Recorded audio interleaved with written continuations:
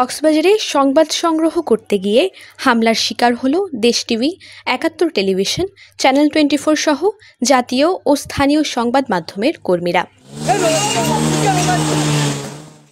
বুধবার বিকেল ৫টায় একদল শিক্ষার্থী মিছিল নিয়ে প্রধান সড়ক দিয়ে যাওয়ার পথে পাবলিক লাইব্রেরির সামনে আসলে ছাত্রলীগ কর্মীরা তাদের ধাওয়া দেয়।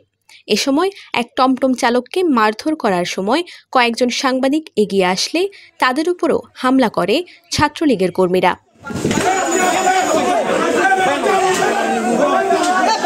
এ সময় ক্যামেরা ছিনিয়ে নেয়ার চেষ্টা করে। এতে আহত হয় ৭১ টিভির ক্যামেরা পার্সন হেলাল উদ্দিন, দেশ টিভির জেলা প্রতিনিধি সৌরভ দেব, চ্যানেল 24-এর জেলা প্রতিনিধি আজিম নিহাত, সিসিয়ানের মিশুগুপ্ত। চলছে, আমি রেস্টুরেন্টের এখানে চলে আসছি। আমার হাতে আমার মোবাইল ফোন ছিল। ছাত্রলীগের একজন নেতা এসে আমাকে দাম করে ধাক্কা দিয়েছে, বলে সাংবাদিক দরকার নেই। আমরা ভেঙে ফেলতে চাইছিল, আমার এখানে রেকর্ড আছে। ছাত্রলীগের কয়েকজন কর্মী যেভাবে মার্কেটের ভিতরে তারা আমাকে যখন আমি ভিডিও করতেছি তখন আমার ক্যামেরাটা নিয়ে ফেলতে চেয়েছিল, এমনকি ভেঙে ফেলতে চেয়েছিল। ছোট একটা মিছিল নিয়ে এই আন্দোলনকারীরা যেহেতু সামনে আসছে, আমাদের সহকর্মীরা দৌড়ে আসছে, এদিকে আসছে আমাদের সংবাদ কর্মীরা। যখন আসছে আমরা ওদের পিছন আসছি। পিছন আসার পরে এখানে একজন হয়তো আন্দোলনকারী টমটম চালক, আমরা যতটুকু জানতে পারছি সে টমটম চালক। এখন আমাদের সংবাদকর্মীরা যখন এদিকে ঢুকছে, এখন ছাত্রলীগের ছেলেরা এসে আমাদের সাংবাদিকদের উপরে হামলা করতেছে। আমরা যখন দাওয়া পাল্টা দেওয়া হচ্ছে তখন আমরা সবাই আসি, পেশার খাতিরে আমরা সংবাদ কভার করতে আসি। সেখানে আমরা দেখছি হলো একজন লোক, সে বসে আছে হোটেলে, তাকে এসে পিটাচ্ছে। তখন আমরা জানছি হলো সে একজন টমটম ড্রাইভার। তাকে যখন পিটাচ্ছে আমরা সবাই আসি, তখন এই চিত্রটা ধারণ করতে গিয়ে সবার উপর আমাদের সৌরভ দেব দেশ টিভিতে তার হাতের অবস্থা খারাপ হয়ে গেছে, আমাদের সবাইকে পিটাইছে।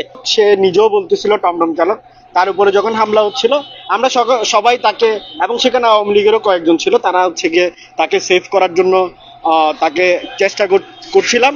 ঠিক তখনই হচ্ছে গিয়ে তারা মানে কোনো দিক না দেখে হচ্ছে গিয়ে তারা একের পর এক উপর্যুপরি লাঠি সোটা নিয়ে হামলা করছিল।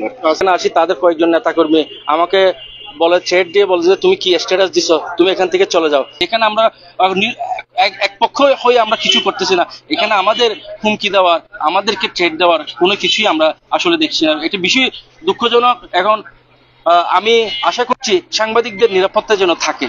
বুধবার বিকেল ৫টায় একদল সাধারণ শিক্ষার্থী মিছিল নিয়ে প্রধান সড়ক দিয়ে যাওয়ার পথে পাবলিক লাইব্রেরির সামনে আগে থেকে অবস্থান নেওয়া ছাত্রলীগ এবং আওয়ামী লীগের কর্মীরা তাদের ধাওয়া দেয়।